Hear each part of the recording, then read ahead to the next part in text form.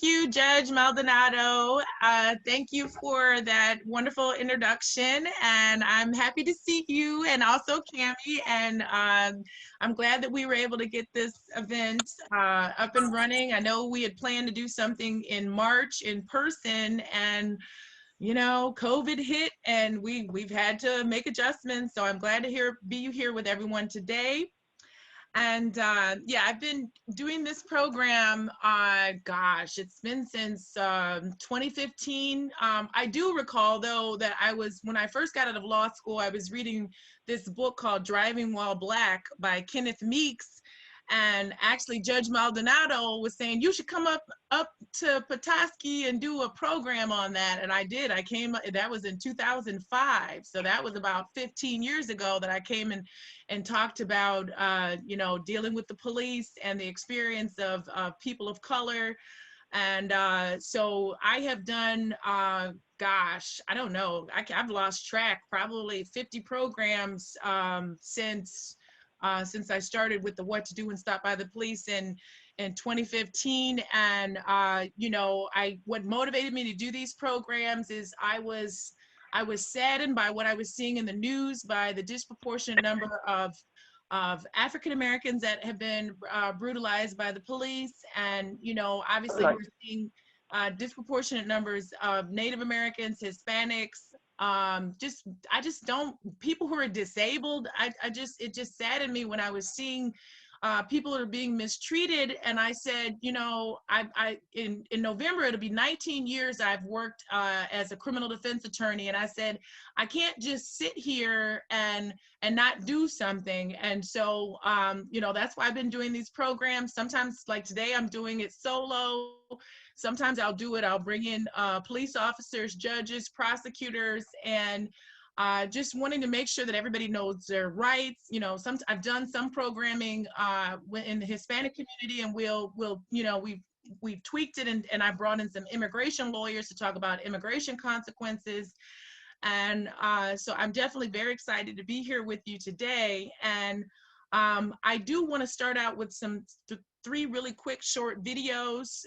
So Matt, if you're able to cue the videos, and I would like everybody to just watch the videos, and then I'll get started with you know, the PowerPoint.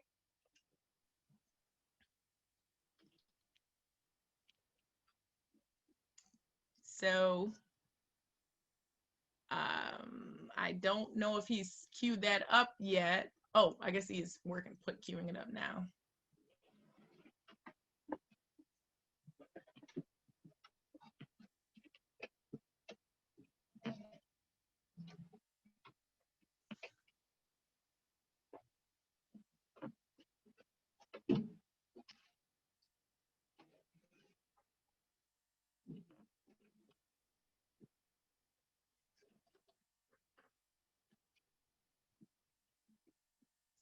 Yeah, I don't hear the sound on the videos. Let's see. I'm sorry, there was no sound for that, Robyn? Oh, okay. Unbelievable article in the Epic Times. Take a look. Okay, I think I'm hearing some kind of sound now.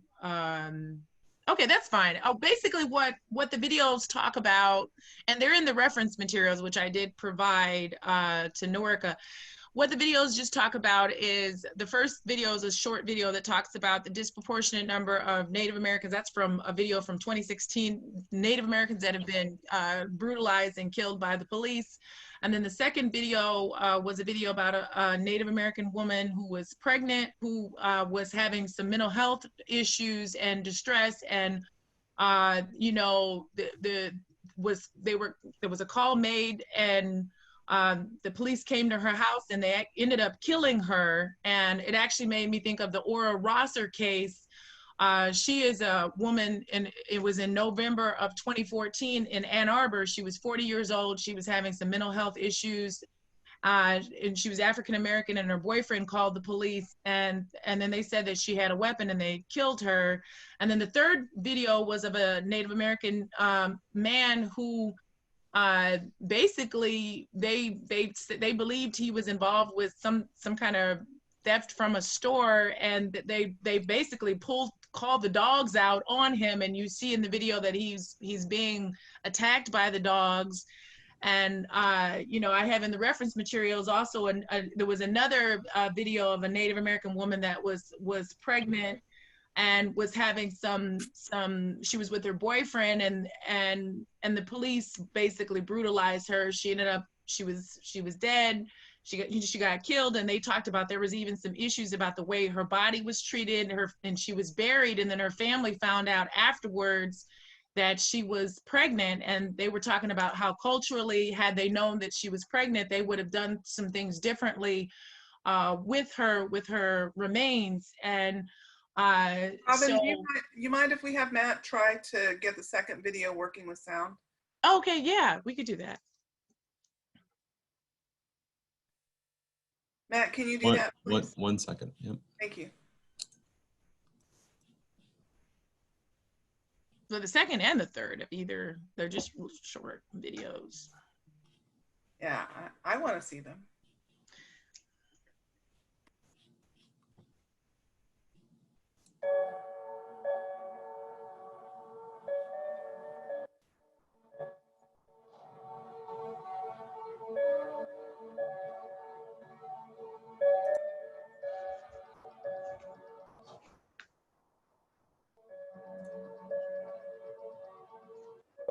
They found her in the house, and she was armed with a handgun.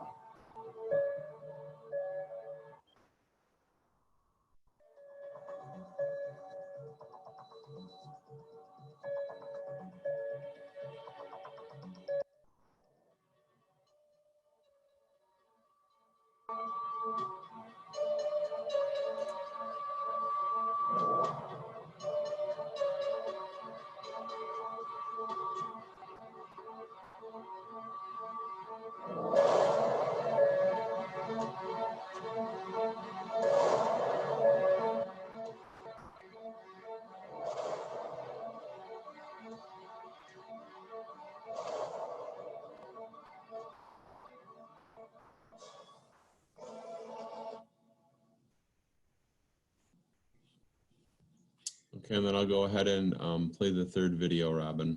Okay. Excuse me, Professor McCoy. That's okay. Dwayne Tracy suffered injuries all over his... All right, question. I've got lifeboat food right here. Is this gonna work to keep in my car? I wanna show you something. Go ahead and skip this video right now if you don't like.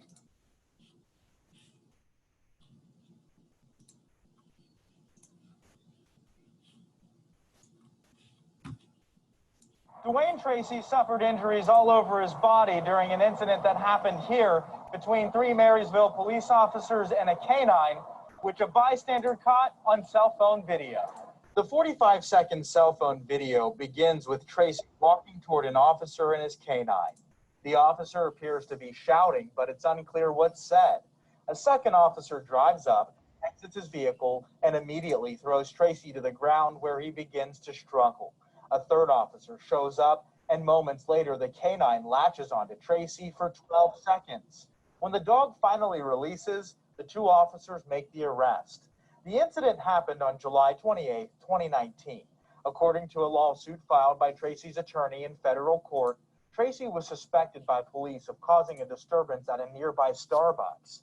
The suit claims that the officers used excessive force, resulting in bites, scratches, and head injuries during that arrest.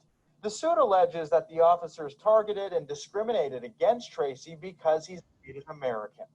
Now, we've reached out to the Marysville Police Department for comment on the matter. The police chief there says the department does not comment on pending litigation. So yeah, so I do these programs because I'm often in court, and I see people when they're at their worst, and it's usually after they've given away all their rights. And so then I feel it's important for you to know your rights. And so to actually avoid, I really want to see less people coming into the court system, less people of color, less poor people, less people who, like, I see people that have mental health issues, people that have drug issues. And so that's what motivates me to do these programs. So, So I start with, you know, oh, Matt, can we go to the PowerPoint, please? Yep, sure can. Okay.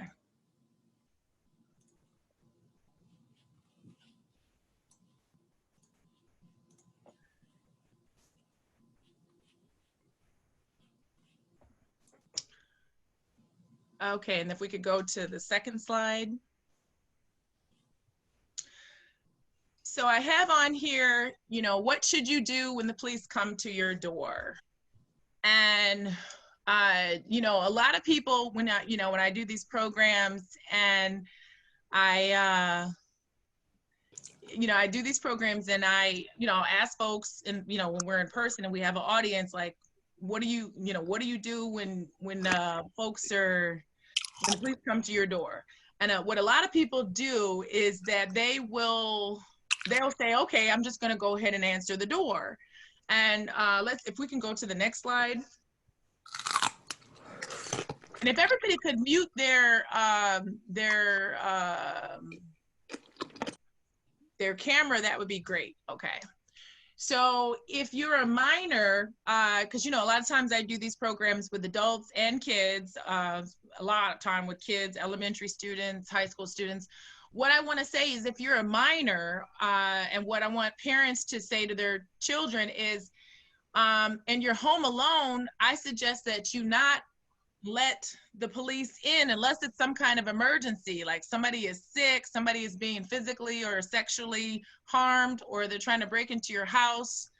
So only if it's an absolute emergency would you let them in. And if you're the other scenario, that's if you're home alone. If you're home and your parents, if your parents are there too, then I suggest that children go and inform their parents that the police are at the door. And then if Matt, could you move to the next slide, please? Okay, so if your parents are home, then, as I said, tell them that the police are at the door. And then as for parents, I would say same thing I said to the minors, only answer the door if it's an emergency. So if there's no emergency, I mean, as I said, my mom is from the South Side of Chicago, so she has a lot of street knowledge and has basically said if the police come to the door, then you want to, like, normally you go to the window, you may say who's there and talk to them out the window. Some people talk through the chain. Some people don't answer the door. Like, I mean, the way I was raised, if you can't just show up at my house, you got to call me first. It doesn't matter who you are. I don't just normally answer my door. But if you do want to engage, like I said, you can leave the door open and leave the chain in place. If you feel like you want to engage further, you can go outside of the door, open the door, go outside, but don't just let them in. And Matt, if you could please move to the next slide. Yep.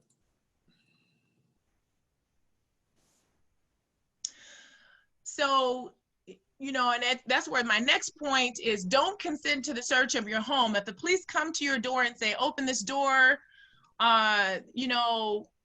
or we're going to break it down. I mean, they're really not supposed to do that, but there are some situations where it's a knock and announce and they will do that. So obviously, because I had some kids, I did a program, it was last spring, and they were like, what if they're going to break the door down? Okay, well, they say they're going to break the door down and open the door, but make sure you respectfully say to them, I don't consent to the search of the house.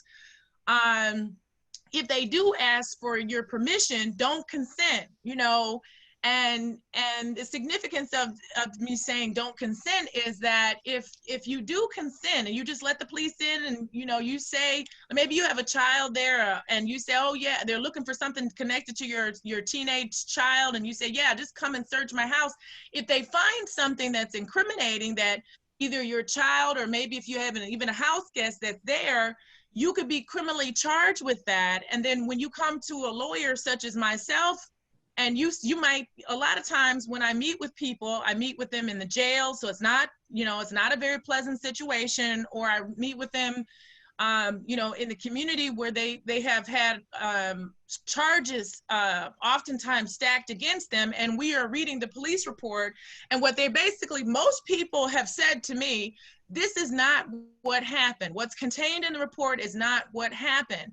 And so the significance of when I'm saying don't just let them in and you know, ask them if they have a search warrant, and then if you're talking, you know, some people talk through their door, they ask them to slide the search warrant under the door first, just to even verify that you know, that they are, that they're legit. There's not some fake police or anything like that.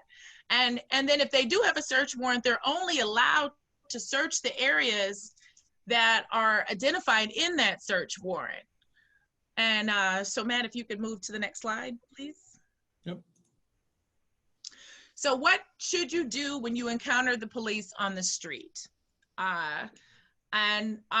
So that's a big topic that comes up because people, you know, we've seen videos on TV where they show, or even on YouTube, and I see some people are asking questions, so I'm gonna just go through the slides, and then we'll have Hank and Norica are gonna ask the questions, and I'll respond to the questions afterwards. So when you're on the street, and when you're on the street, it really will depend on the circumstances. Like if, you know, again, if you're a minor and you're out and it's in the middle of the night, there are curfew laws, curfew rules. And so if everybody could just put their phone on mute, that would be great. Yes, okay.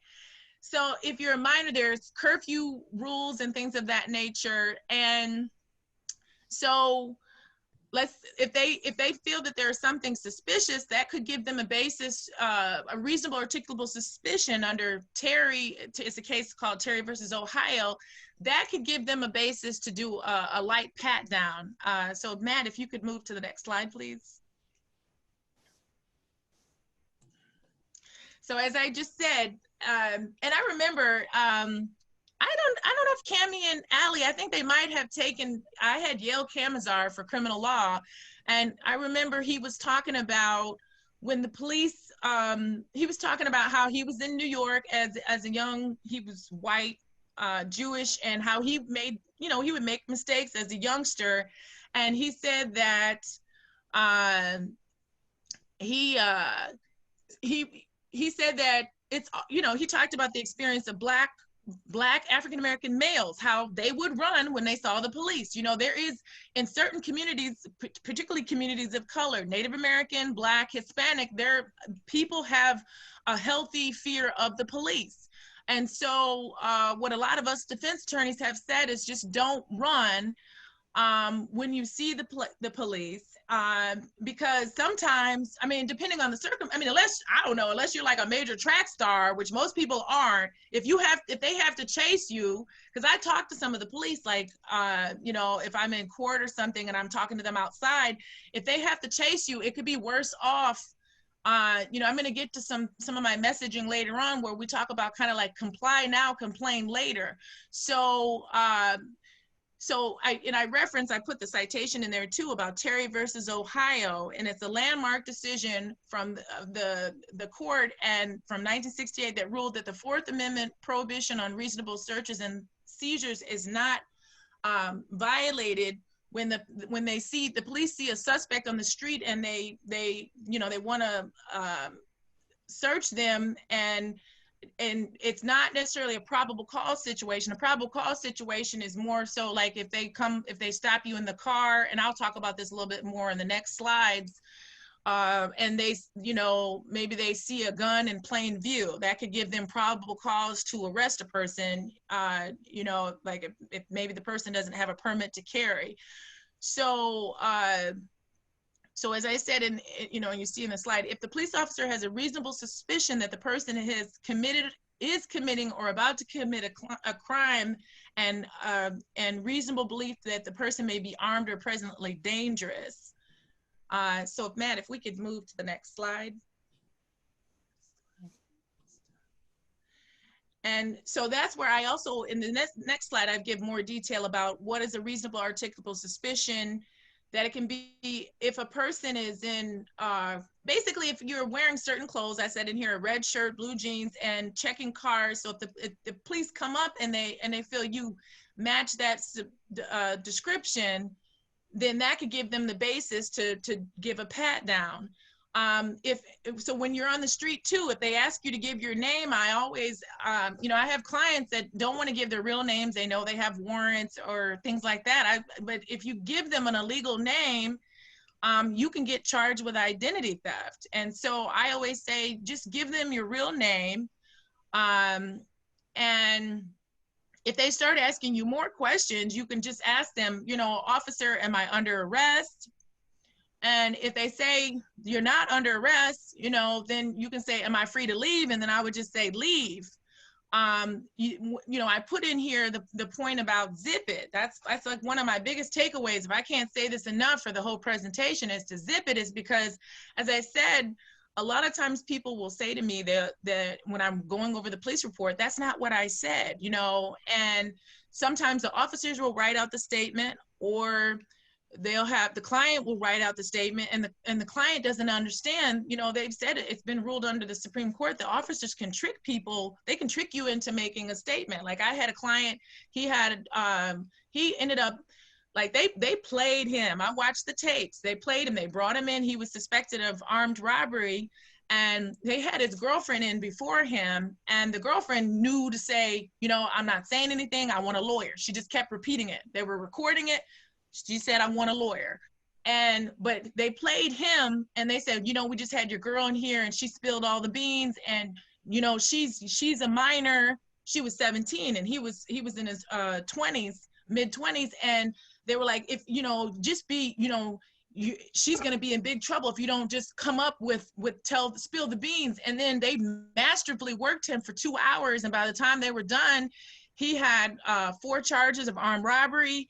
And, you know, they had found him near this, they found him, you know, there was circumstantial evidence. He was found near stuff that was stolen, but because he gave a confession, it made it harder to try to help him as far as working out a resolution. He ended up having to get some serious prison time, whereas we might have been able to go to trial to try to get the case dismissed, or he might have gotten less time if he hadn't just, he should have just asked for a lawyer. So it's like, what I want you to know is if you do ultimately get arrested and you're taken into custody, just ask for a lawyer and tell them you're exercising your right to remain silent, you know. And, you know, I see a lot of times people, the police will be, you know, some of them are very charming, but they'll say, oh, just come in and give us a statement and we'll let you go home. But what they don't explain to you is that you give them that statement and they have certain points that they have to make in order to meet a charge or elements of an offense. And then they take your statement and they turn it over to the prosecutor. And then the prosecutor decides whether to charge you. And so that's why I say, don't help them to make a case against you. I've had some cases where people, they say, oh, I've been reached out. The police have contacted me, and Ms. McCoy, they wanted me to give a statement. And I said, well, come in the office and tell me your story. Let me see what's going on. And then based on what they tell me, I try to see if I can work some things out, but a lot of times I'll call the police, and you know, if the client retains me, I'll say, well, we're available to make a statement, but I've advised my client not to say anything because I'm not going to help them to make a case against my client. So yeah, so that's just a big concern. So Matt, if you could move to the next slide. Okay, so what to do when the police come to your car. That's when I do these programs, that's one of actually the most popular, I always get a lot of questions with dealing with this issue. And Matt, if you could move to the next slide, please. So don't flee or elude the police. I have had cases where I just had a case today with a client. He was like, look, I was dealing with some stuff. I was high on some drugs, and so I fled and eluded. You can get charged for that. So you wanna stop right away as safely as you can. And I can't, some people get scared and they go a few blocks, and just pull over right away as safely as you can. keep your hands on the steering wheel until you're instructed to do otherwise. I mean, I don't know if you all have seen, there's been videos, people trying to reach for their cell phone or trying to reach, and if you have, you know, circumstances, middle of the night, you don't know where the cops have come from, and they get jumpy, and then they get all jumpy, and then all of a sudden a person gets shot. Like Stephen Clark, California, they said he had a cell phone and they shot him, and it's just crazy. So if you know, if you don't have anything in your car, again, my advice and guidance, you have to take this advice and then use your common sense. If you have nothing to hide in your car, you can turn on your lights, your interior lights, your dome lights, and that can give a cue to the police like, hey, I have nothing to hide. Be polite and respectful. You know, I've heard of situations where people have been polite and respectful, and maybe the police stopped them for a civil infraction, and what that can be is like for speeding or running a red light or a stop sign, and because they're so polite, the police might give them a warning. So make sure you provide your license, your registration, and your insurance upon request. And as I said, don't make any sudden moves. And again, I know a lot of people, they don't also always have money. So maybe maybe there's issues. Maybe they have a suspended license, or maybe they don't have insurance. Well, just give them what you have. And if you don't have insurance, I mean, sometimes, I don't know, that can be corrected. That could be a civil infraction that's corrected, and you can work some things out. So again, just try to be as cooperative as you can. Matt, if you could move to the next slide, please. Don't consent to the search of your cars. Just like I said about your house, if they ask you to search your car, you can refuse. And what I'm saying by consent, because I know sometimes people are legalese or whatever, consent means you agree. So don't agree to let them search your car. Now, if they say to you, well, we're gonna go get some dogs and it's gonna be really messy, then you have to make that decision. If you feel like you have nothing to hide, you can let them search it. But I mean, there are some cops that will plant stuff on, they'll plant things. I mean, I know my aunt's in Benton Harbor, and she said she's had some situations where and there is a list that they're compiling in Detroit of cops, some of the dirty cops. So again, as the kids have said to me when I do these programs, it's good that you're talking to us, but who's policing the police? We do need to have more people policing the police. So if the police, if they have probable cause, then it does permit them to search your car and ask you to get out. So probable cause will be like if they stop you and they see maybe there's a gun or something in plain view. And a lot of people come to me and they say, oh, well, Michigan is open carry, but and I'm actually going to get to that in the slide about the actual what the charges can be for carrying a concealed weapon. It is an open carry state, but if you have a gun in your car, if you have it in your trunk in a box, that's permissible. But if you just have it, you can't just have it like in your glove compartment without having a permit to carry. And if you get in a situation, people have asked me, what if they just asked me to get out? And then get out. Again, comply now, complain later. This is not the time for you to get into an argument with the police, because we don't know who the officers are. I think most of them are good, but some of them are racist, and you don't want to give them an excuse to lose it, and you don't make it home to your loved ones or your family. That's why I do these programs. The goal is for you to live to tell your tale and to do as much as you can, to do that. So as I said, if they ask you to make a statement, politely tell them no, and that you would like to speak to a lawyer. Sometimes I've been stopped by the police and they say, well, do you know why I was stopped? Well, if you think this is something you're going to fight, don't say no, officer, I don't, no, officer, I don't, or no, officer, I've talked to a lawyer, he said I shouldn't say anything. So no, officer, respectfully, just don't say anything, because everything you say, they give you your Miranda rights later on, but everything you do and say can be used against you. So don't say anything. Just be polite, respectful, give them your name, keep it simple. Another issue or thing that I put in there is if they try to, let's say they pull you out the car and they're going to put handcuffs on you. I mean, some people, it's it's counterintuitive that you would want to, who's going to willingly want to have handcuffs put on them. But you must know this, that if you pull away, if you try to physically pull away when they're putting the handcuffs on you, you can get charged with resisting obstructing. And I honestly, there are so many situations where the police will be called for one thing, like maybe a domestic violence, and the domestic violence, it goes away, but the resisting obstructing sticks. I honestly feel, I was talking to one of my friends that's a police officer, I think that they should make resisting obstructing more of a civil infraction. I mean, obviously if you assault the officers, that's another story, but I feel like that's just the add-on that sometimes they put in there, because a lot of people don't know, they don't understand that if you pull away, if you struggle in any way when they're trying to arrest you, then that could be, you could be charged with resisting obstructing. Okay, Matt, if you could move to the next slide, please. So comply now, complain later. I want to give a shout out to Detective Brian Fountain from the Detroit Police Department. He and I often will partner. He does a program of his own talking about what to do in Stop by the Police, and he and I come together. We talk to the high school students. And so if the police pull you over, and as I said, they decide to arrest you, comply now, complain later. You may get your case thrown out, you know, but if you acting a fool, it could get worse. They could stack the charges. I mean, it shouldn't be like that, but that's the way it is. So this is not the time to get into a debate. Be polite, be respectful, don't run, don't flee, don't pull away. And, you know, as I said, the goal is for you to live to tell your tale. If the police are rude and disrespectful, get their name and badge number and file a complaint with their internal affairs department. You can call the ACLU. You can call an attorney if you feel your rights have been violated. You know, you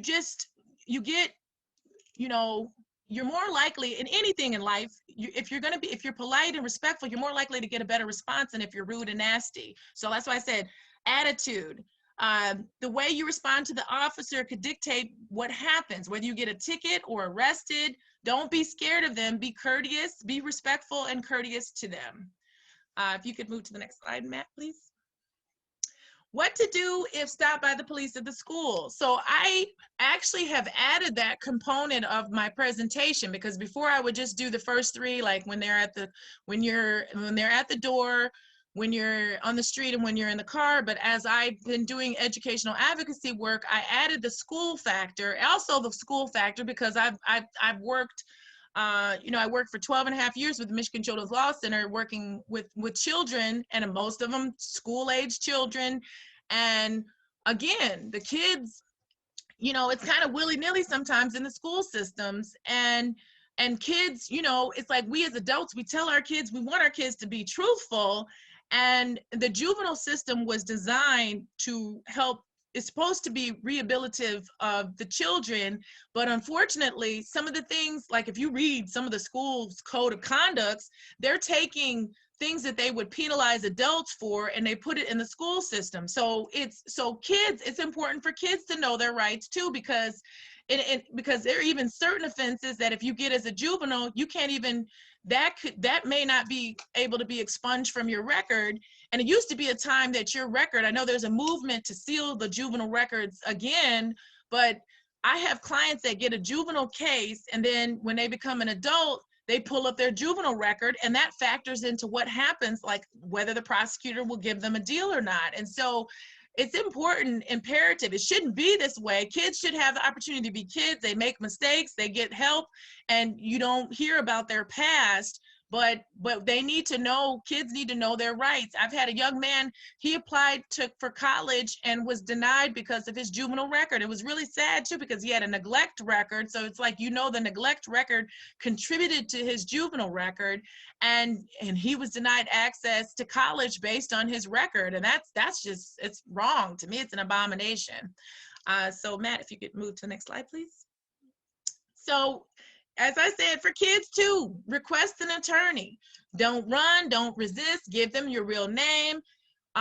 If they ask you for, you know, if they say, you know, they want you to give a statement, tell them you're exercising your right to remain silent and request an attorney. once you connect with the attorney, tell the whole truth about what happened. Now, some schools, I mean, and what some of the case law has said that you can request your parent, and then your parent, what I say to parents, if you request a parent, then the parent needs to request an attorney.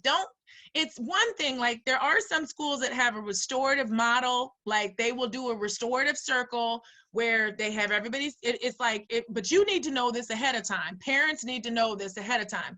They'll do restorative circles where they get if the kids are fighting, they'll have everybody sit down in a circle and they'll talk about what happened. Sometimes it's stuff that happened in school. I mean, with social media, sometimes it's drama on social media, and they resolve it and they squash it, and they don't call the juvenile court.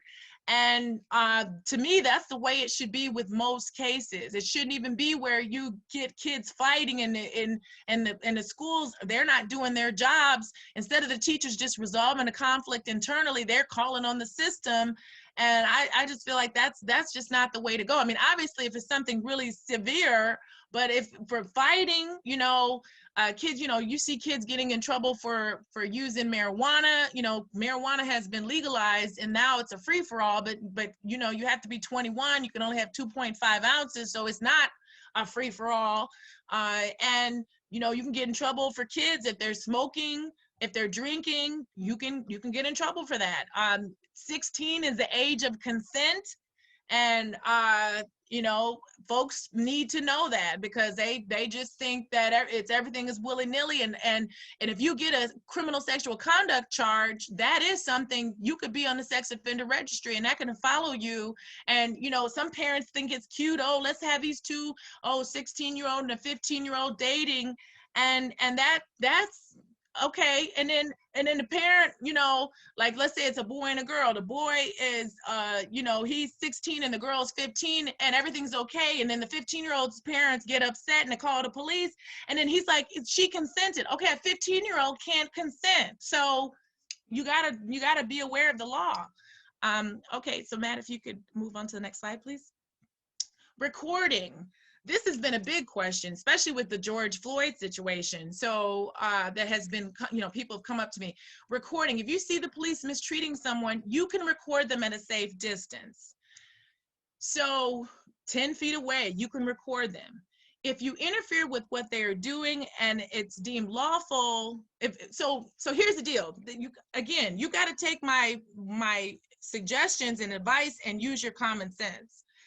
If you see them, you can record them. They're not supposed to come and take your phone and turn it off, and because they're supposed to have a search warrant for that.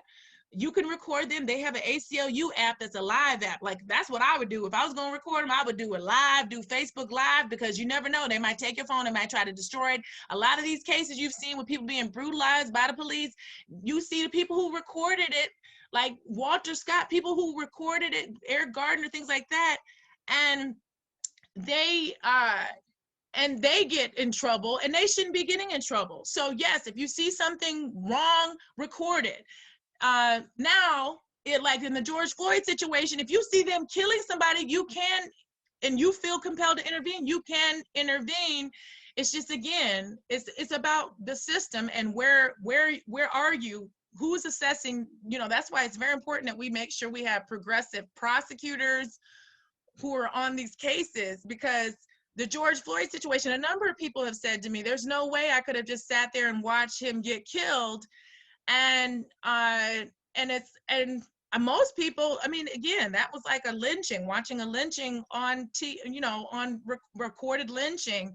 And I think if you feel compelled to intervene, then do it, but just make sure, make sure you have witnesses and lawyers to back you up to fight the system, because we don't want everyday people just being killed by the police. It's wrong. So if we could move to the next slide, Matt, please. Okay, I actually had something in there about carrying a concealed weapon, but maybe it didn't get into that. I have a thing that I have added about carrying the concealed weapon, and I know I made reference to the carrying concealed weapon issue. The carrying a concealed weapon, I cannot say this enough, because I see so many people like Michigan, it's an open carry. you cannot just open carry. You can't open carry. I mean, if you get a gun, make sure you get a legal gun, because that's one of the things that the prosecutors will look at when I have a person that gets in trouble with the gun cases. Is it a legal gun? Is it a valid gun? And then, you know, make sure it's registered. And if you're going to go around with the gun, get a CPL, because it's your word against the cops as to whether it's open and obvious. And so 750, you know, it says, this is 750-227, carrying a concealed weapon. A person shall not carry a pistol concealed on or about his person, whether concealed or otherwise, in a vehicle operated or occupied by the person, except in his or her dwelling, house, place of business, or other land possessed by the person, without a license to carry the pistol as provided by law. And if licensed, shall not carry the pistol in a manner inconsistent with restrictions upon such license. So I've had people on the streets and they're like, I didn't have it concealed, and they arrested me. And it's your word against the cops. Go get a license. And then I just talked to my friend, actually. He works in the deputy, he's a deputy sheriff. He's in charge of doing the licensing. He said that in Wayne County, with at least in his office, it was that has been suspended. So it's just crazy, because I know people want to get, they want to be safe. They want to get a weapon, and I hope they correct that and they get that back in action. I know things have been slowed down with COVID. So that's it in a nutshell. Those are my basic tips. So I know that there were some questions. So if we could get to the questions. Yes, there were a couple of questions. The first one you briefly touched on, but if you could talk a little bit more about whether someone can file charges against an abusive police officer. Yes, I mean, you can go to internal affairs. I know some of them have citizen review. Those are, you can, if you're going to make a complaint. What I would say is, if you're having that kind of situation, call the ACLU. You can call me. I can. It depends. You know, it's like I said, just like when you get in trouble, I put that in my PowerPoint. Make sure you tell the truth. Tell the truth, and come talk to a lawyer. Run the scenario by us, and then we can help. Sometimes we can help to draft the complaint. Like I have a client right now. So the police were called, and they were called, and it was a domestic violence. So they had a legitimate call, and then they came, and he had his baby in his hands, and they tased him with the baby in the hands. And he was, you know, he said he wasn't really injured. The baby had a bruise.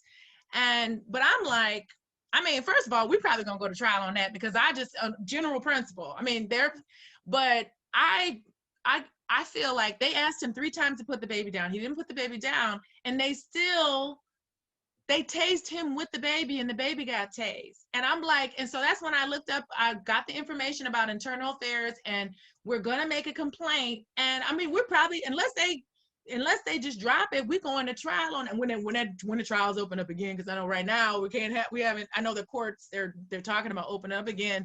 But I'm just like, they should not, you're gonna tase somebody with a baby. I saw that video, and I was just shocked. Yeah, so you can make a complaint on the police, but I would say if you can, try to reach out to the ACLU, try to reach out to, you know, you can reach out to me, or, you know, I have I'm putting together a list of attorneys, just like for expungement, I have a list of attorneys, and, you know, we can have them, you talk to them, and then help you prepare your complaint, you know, or see if you have a complaint. Robyn, can you tell everybody who the ACLU is? That's the American Civil Liberties Union, and they have a Michigan, you know, chapter, and they actually I have some resource materials that I provided to Norika.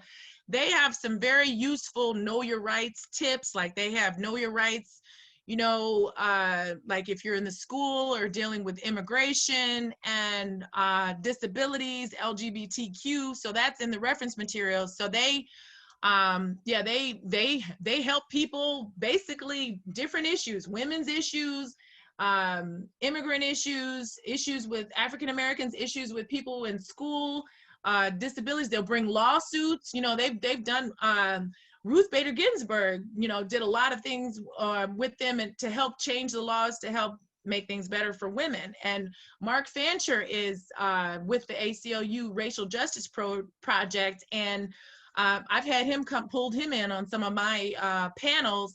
He's very resourceful. He also helped to author the guidebook on the school to prison pipeline. And he's also been doing some work as far as helping to track the, when they do the police stops and tracking it by race, like Native American, Black, Hispanic, woman, male.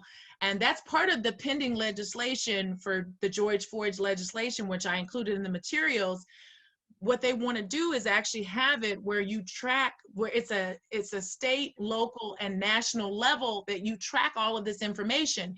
In 2016, there was some tracking done of that. There was the Counted, there was the Guardian, but not every police agency is required to do that. And that's where it's hard sometimes for us to keep track of the statistics of people of color, women, men, children, disabled people that are brutalized by the police, because they're not tasked with doing that. And it's like, how are we going to make the police accountable unless we make sure that they track that? So, do we have any other questions? I think you addressed the one other question about whether someone can talk to a lawyer before answering questions. And then Judge Maldonado had a question about what do you mean by interfering on the slide about recording an interaction with the police. Like, I have seen videos, because sometimes people will send me videos of their interactions with the police. And so so when I say interfering, like the police may get a call. Typically, that's how they come. They get a call and somebody calls them to the scene. Maybe it's a domestic violence situation, or maybe it's some kind of other disturbance, disturbing the peace, something loitering. So they're there and they've been called there. It's not always that they're just there out of osmosis or out of the air. They're called there. So they're called and they're there lawfully, or it's a traffic stop. And so it could start as a traffic stop, and they typically, with a traffic stop, they'll go look up the person's information and they'll see that they have warrants. And if they have warrants, that can give them a basis. They have a basis to go ahead and arrest the person, and then they'll do a search of the person in the car, and so, you might see the police are mistreating somebody. And I've seen some of the videos where people are like, hey, stop mistreating that person. I don't think there's anything wrong with doing that. Say, hey, stop mistreating, because the police, they see your videotape and it's like, you're on camera, hello. But when I talk about interfering is where you actually physically go in and they are lawfully arresting someone, and you try to pull them off of someone. Like I've seen it where her daughter was getting arrested, and she was upset about her daughter getting arrested, and she was videotaping, but she also went in to interfere with what the police were doing. And that can be a problem, because if it's a lawful arrest and you're interfering with them doing their lawful duties, then you can get in trouble. Now, if it's the George, like, again, people talk to me about the George Floyd situation. He was being killed and right before you. And in some states you can have, there's like Michigan have self-defense, and then you can have some situations the defense of another. That is lawful to do the defense of another. So if you see them killing somebody, then that's not typically, that's not gonna be interfering. That is interfering, but that's not gonna be considered obstruction or stopping them in their lawful duty as an officer.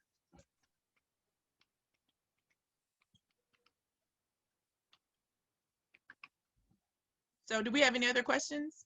I see Chandrika Simmons has put some information in there. She's a civil rights attorney. She's also our treasurer for Black Women Lawyers of Michigan. So shout out to Chandrika.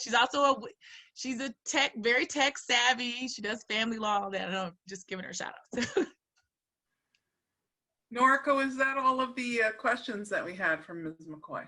Yes, it looks like those are all of the questions. I did just want to let everyone know that we will work on posting some of the materials and resources that Professor McCoy mentioned on our Facebook page and on our website. And I did in the chat put an email address. If you want some of the materials emailed to you, you can email us at probono, PROBONO, at mils3.org,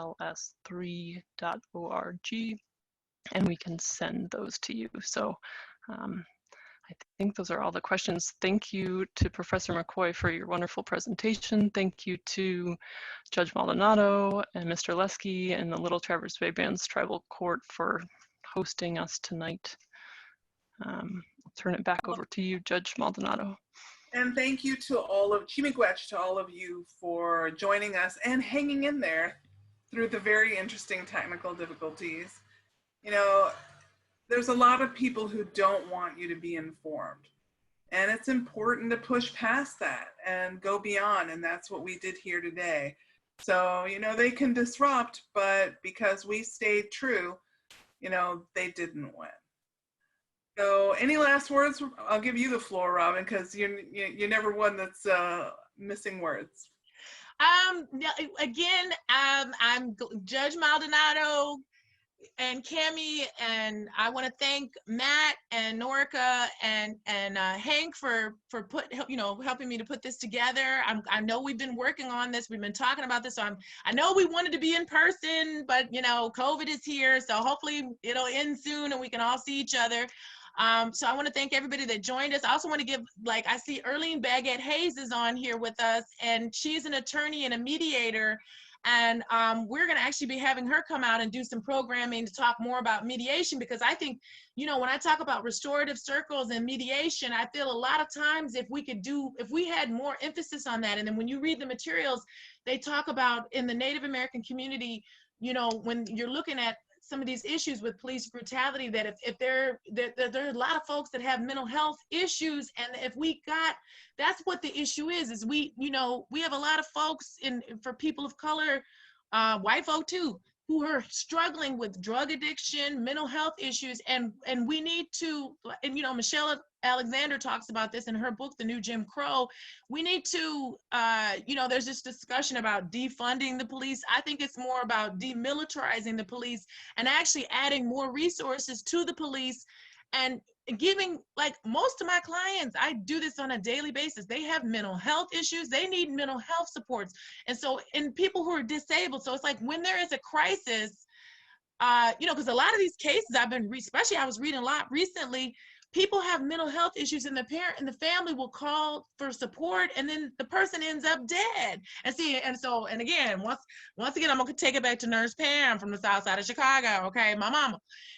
Where I was raised, the way I was raised, I'm not calling the police. I'm not calling the police. If we have some problems in my house, we're gonna handle it. I'm not saying now if somebody's getting killed, call the police. Though I didn't say that. I didn't say, but I mean, because some people, I have some people that are couples who get into arguments and like, oh, I'm upset, I'm gonna call the police. And then the police come and then they start beating on the boyfriend, and they start beating on you. And then you're like, oh man. And then it's like, okay, don't be playing games. Like if somebody's beating you, obviously, if your spouse is beating you, I'm not saying, you know, if you're being assaulted, call the police. But don't just call the police because it's tit for tat and you think it's funny, because it's not funny. People, when you call the police, that is serious business.